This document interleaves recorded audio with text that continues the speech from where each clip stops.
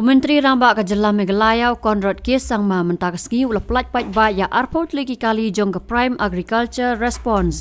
Hamamiti apa Shillong dak jingtmu ban IT syaki kunhon cooperative societies, self-help groups, ke kunhon kinong rabat kumjuru syikiriu shimat haringkat bat kasan pau persen ke subsidi na kebenta ban kentiu yaki kamrap hakakit kaba. Hakan negasngi berpelipat baik kita kali lai don lang ru ke Menteri Jongka Tenat Kerap Karyang ke Dr. Maisel Amprin Lingdo ke Sekretari Kerap Karyang ke Kong Isawanda lalu bat kumjuru ke Opisar ke Tenat Kerap Karyang. Nah kaliang Menteri Rangba ulah pentip bahadian sakumba ars pak teli ki kali hapoh ke Prime Agriculture Response Vehicle ansa sam hakawai pat kawat. Bot leben rap ru bakumba prapo persen ki paidbah ki ba im Kerap Karyang bat day halor kene kalong kebedan kam bagi nong rap kin yok ke jingkersan bat don kamru ya shibun ki program ya ke balas dang dak sarkar na kebenta banyarap ikinong rap. For our state, that if we desire to move forward and economically develop and ensure that our people also grow with us, it is very important that the farming community is supported and is helped. You would have ad hoc employees and you would have regular employees. Just to share a few numbers, in a year on an average, plus minus could be there depending on a particular year, maybe averaging about 1,000 to 1,500 regular posts come out for employment in government sector. Sometimes 500, sometimes 1,000, sometimes 1,500. And maybe in an ad hoc and temporary basis, maybe another 1,000 to 2,000 jobs come out. So in the government sector, we're looking at about 3,000 jobs maybe coming. And out of that, regular posts are not more than 1,000 on an average every year. So the 50,000 people, the youth that are coming in, about 47,000 of them, that means 95%, are going to get employed in the private sector. And when the private sector employment I'm talking about, it comes in, then we have to look at agriculture, food processing, tourism and service sector as the key area for it to develop. If we don't do that, we will not be able to provide the necessary employment and job opportunities to our young generation. And hence, that is the challenge in front of the government and the society as a whole. Create the employment that's required for this 47,000 youths that are joining every year. Every year. So while yes, we may talk about government jobs, but let me tell you, there are only 1% or 2% of the entire availability of work in the entire market. Hence, they will not be able to resolve the problems that we have. And that's why in the last 5 years, as a government, we have realized and started focusing on agriculture, food processing, tourism in a very, very big manner. We have started focusing on service sector. For the first time, Meghalaya has international BPO processes and call centers running from Shillong.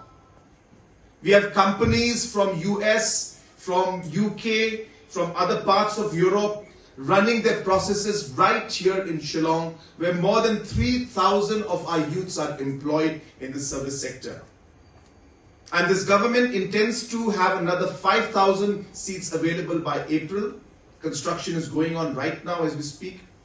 And I'm hoping that in the next 5 years, we should be able to expand our IT sector to more than 20,000 seats and be able to provide roughly 50,000 jobs in the IT sector, so that we're able to get advantage of the entire ecosystem.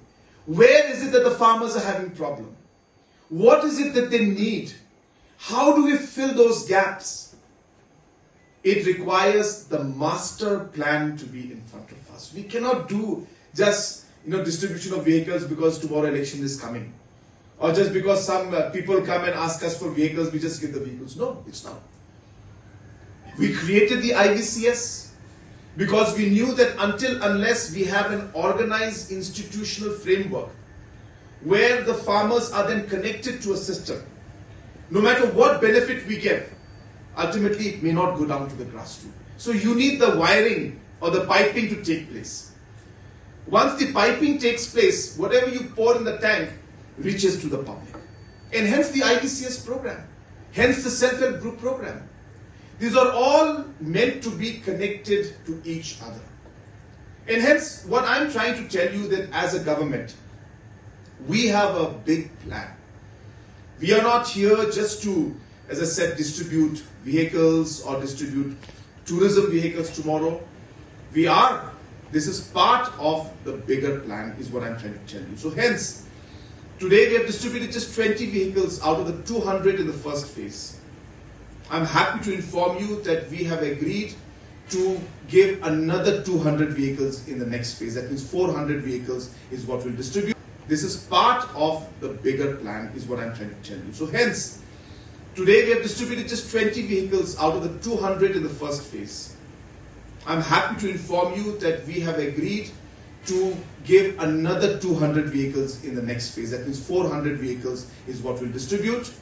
And not only that, my target is that in the next 5 years, we should have minimum of 1,000 vehicles in this agri-response system.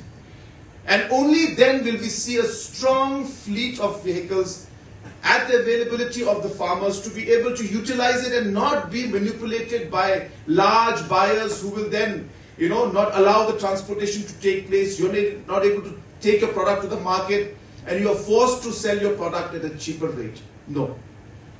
The farmer must be in control of the situation.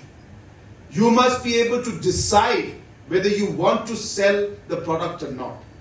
Just because you don't have a vehicle to take your product, or vehicle to bring back your product, or just because you don't have the cold storage to store the product for 1 night, 2 nights, 3 nights.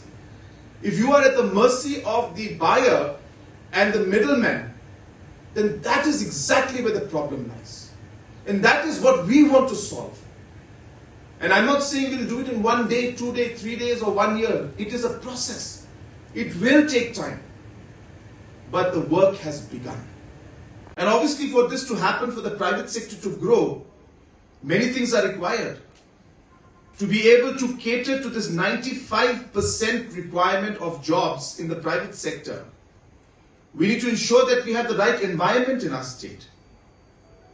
We need to ensure that we are looked at as a state that is peaceful and as a state where we can invest in, so that tomorrow big hotels can come and invest. Through the hotels, jobs are created. Through these hotels, the agriculture sector is benefited. All of these are connected. So for investments to grow, we need to have the right environment, the right ecosystem. We also have to remember that while we do that, we need the private sector to come in, which means all of you. We need the entrepreneurs, we need the IVCS groups, we need the members, secretary, presidents. So in this entire economy of our state, while we're trying to boost up our private sector, agriculture and food processing plays a vital role to ensure that we are able to provide economic benefits to our people, so that we are able to create the employment that's required for this 47,000 youths that are joining every year. Every year. And we have seen that and heard from so many of our friends who have spoken on how there has been a transformation and how the overall farming sector has started to change. The farmers are slowly starting to get the benefit, and slowly and steadily we are seeing many areas and many sectors within the farming sector grow, and farmers getting a large amount of benefit. Another important aspect of agriculture and farming is also to remember that the agriculture sector creates a large amount of employment for us. Just to give you a few numbers, Meghalaya, according to its demographic, almost every year there are close to 50,000 youth that join the workforce every year, based on our birth rate, Sometimes it's higher, sometimes it's lower. But on an average, 50,000 new boys and girls are joining the workforce every year. If you look at this workforce, there are only two areas which they can go. One is the private sector and one is government.